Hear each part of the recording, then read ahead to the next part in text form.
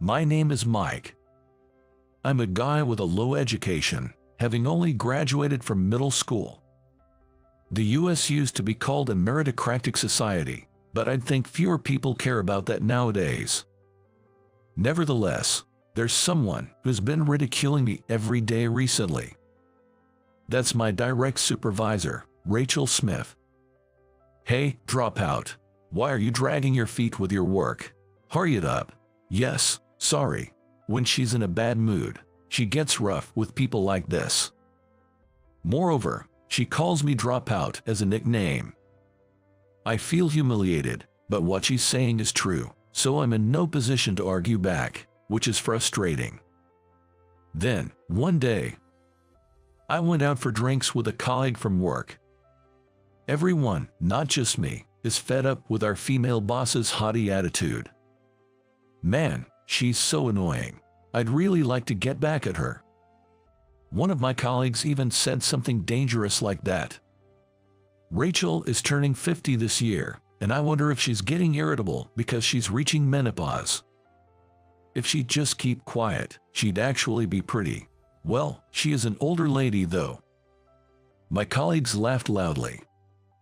My colleagues seemed to get more vulgar as they drink more, and the candid chalk really got the place going.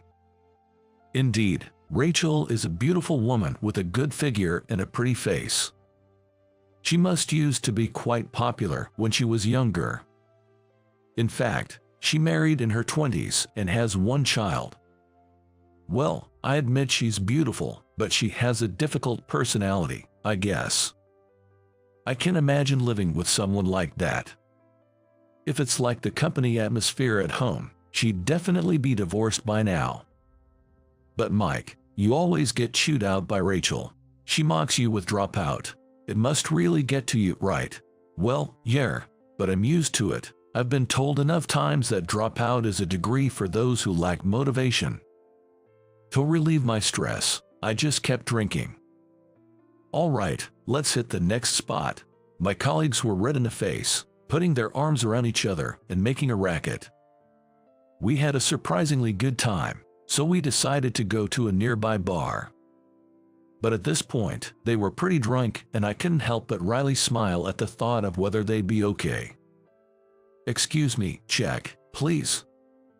One of my colleagues took care of the bill, so I gave my bill to him and went outside for some fresh air. The cool night air felt good against my flushed skin. Maybe I'll go somewhere cooler. That's what I was thinking when I walked a little away from the bar. And then, bam! I ran into Rachel, the one who ridicules me every day. I was taken aback. Rachel was dressed nothing like her usual suit attire but in flashy clothes instead. Her hair was wavy, possibly styled with a curling iron. She was wearing a miniskirt, and her makeup was on point. You wouldn't believe she's a 50-year-old married woman. She had transformed into a stunningly seductive lady. And she was walking with a considerably younger man. Is that her husband? No, but he seems too young. We made eye contact, and seeing Rachel's surprised look, I quickly averted my eyes, thinking I'm in trouble. This area is not only a busy district, but also close to a hotel district. Could it be? While thinking that, I glanced at Rachel again. She had indeed gone towards the hotel district. No way, I've just witnessed an affair. Then, finally, my colleagues came out of the bar. Hey, what's up? Did you run into someone you know? I was taken aback by my colleagues' perceptiveness, despite being drunk. No, it's nothing. Sorry, I think I've had too much to drink. I'm gonna head home. With that, I excused them from the second round and went home with a heavy heart. The next day, while working, I couldn't help but sneak peeks at Rachel. Despite usually detesting even making eye contact with her, I inevitably found myself curious after seeing her last night. Rachel seemed as snappy as usual, but she appeared somewhat subdued today. Perhaps she was feeling particularly vulnerable about being seen by me last night, occasionally sending glances to me. Finally, Rachel gestured for me. Mike, I need to talk to you. Do you have a moment to you do, right? There was a definite urgency in her voice. I stuttered, yes, and followed her. The reason she called me out was, as expected, about last night. Were you out drinking with colleagues yesterday? She asked with a bit of hesitation. I nodded briefly, and after biting her lip slightly, did you tell anyone about what happened, that you saw me? Rachel cautiously looked up and asked. No, I haven't said anything. I went straight home after that, and I don't think anyone else saw you. Rachel seemed to exhale in relief. I see. Thank you for keeping it to yourself. You caught me at a pretty embarrassing moment. I carefully said, making sure not to be overheard. Well, it may be presumptuous of me as a single guy to say this, but I think cheating isn't right. Rachel, perhaps louder than intended in the hallway, exclaimed, What? I clarified, nervously, I mean, when I saw you with that man last night, I thought that's what was happening. What are you talking about? I was walking alone at that time. Really? I searched my hazy memory of the previous night. Wait. Now that I thought about it, the young man next to Rachel. It seemed like they were just walking in the same direction, not interacting closely. I finally realized my misunderstanding. Seriously, I was nearly the cause of spreading a nasty rumor. I'm so sorry. Well, it's okay, but me, having an affair, honestly, with how I'm feeling lately, it's scary to think I might actually do something reckless. Rachel gave a bitter smile, as if she was almost disgusted with herself for even having such a train of thought. Did something happen? I mean, with your husband? I asked, even though I thought it was somewhat impolite. Oh, you want to know? This story might take a while, she replied with a teasing smile. Today, there was something different about Rachel. She didn't carry her usual boss-like aura. Instead, she felt more like an older sister, oddly approachable. Maybe it's because I kept her secret yesterday that I've gained her trust, could that be it? I'm not sure why, but today she asked me to grab some drinks, just the two of us. It turned out to be an evening where she shared her current harsh reality. I learned she is a former race queen and has some experience as a model. It made sense given her looks. She married a successful businessman, a fitting match for an ex-model. They were happy and blessed with kids. But then, abruptly, their happiness was threatened.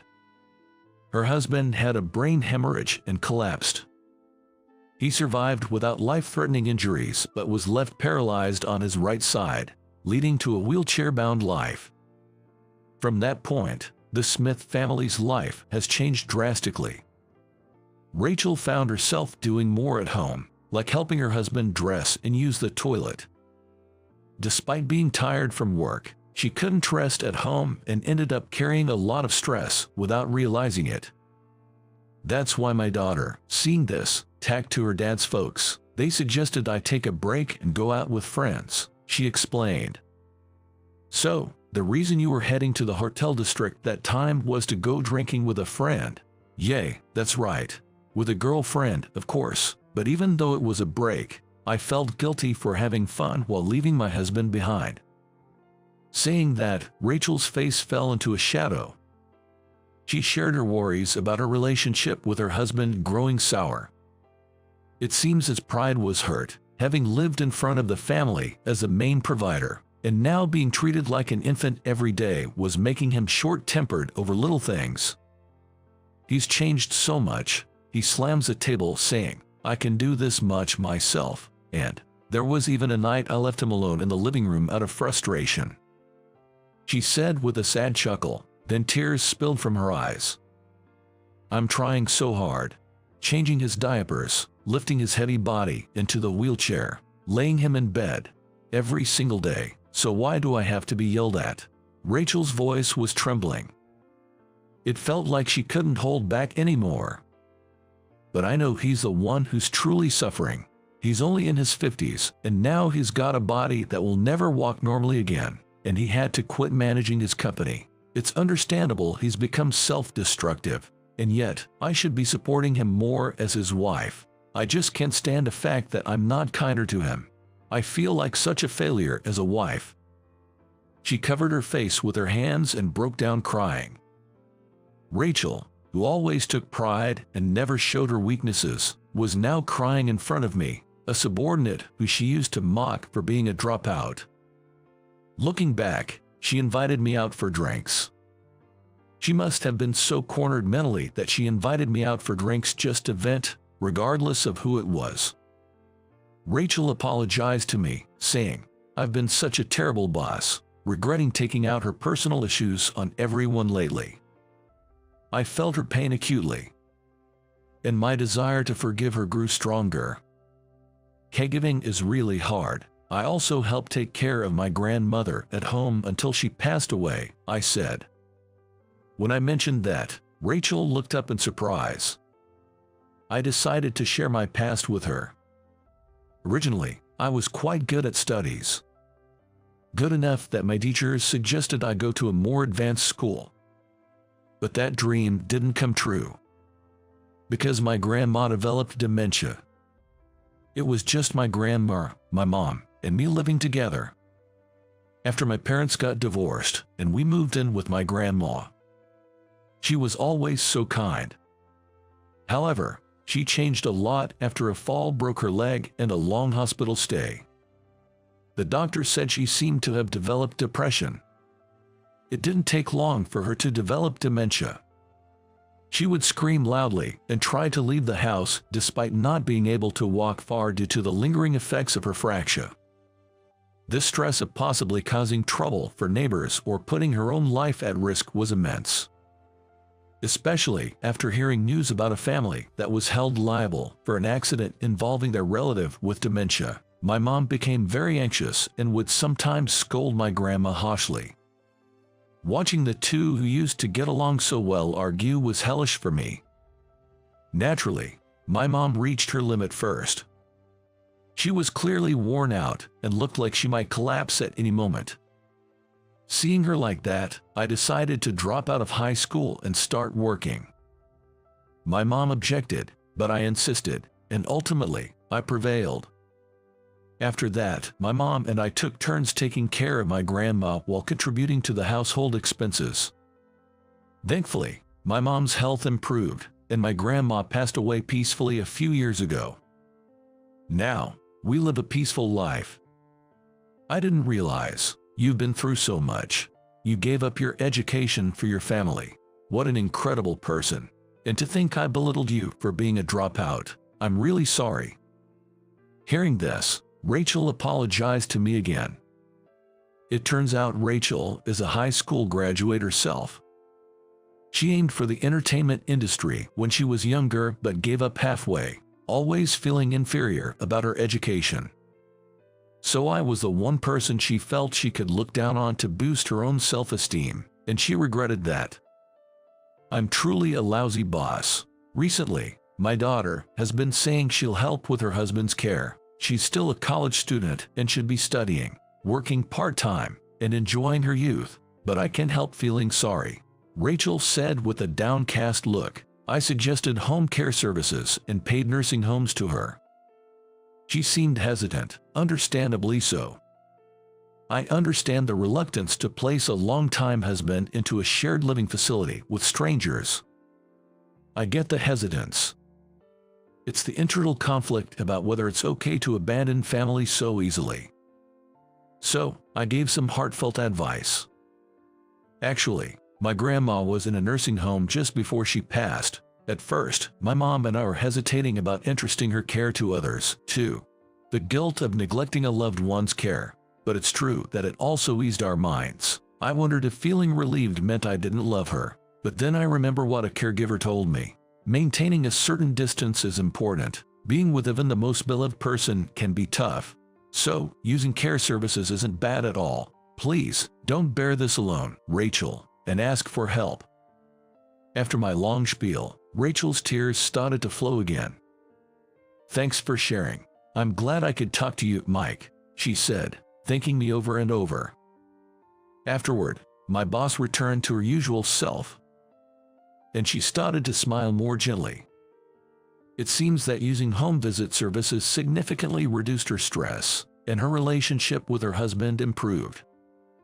Her husband, being a successful businessman, had savings, so financially, it was easy to afford care services. Some people can't use care services even if they want to because they don't have the money. Rachel is very lucky in that sense. Thanks to you, Mike, my daughter is also enjoying her college life. You really saved our family. You are truly the Smith family's savior. That's an exaggeration, but I'm glad I could help a bit. As I said that, Rachel looked intently at my face. By the way, you're single, right, Mike? Seeing anyone? What? Yes, I'm single now though. Then Rachel clapped her hands. That's perfect. When I told my daughter about how caring you were with the elderly care stuff, she got interested in you. If you don't have a girlfriend, maybe I should introduce you to her, she said, showing me a photo of her college-age daughter, making me all awkward. Oh boy. The daughter of my boss. That's intimidating. But she's quite pretty. I crossed my arms, wondering what to do, conflicted.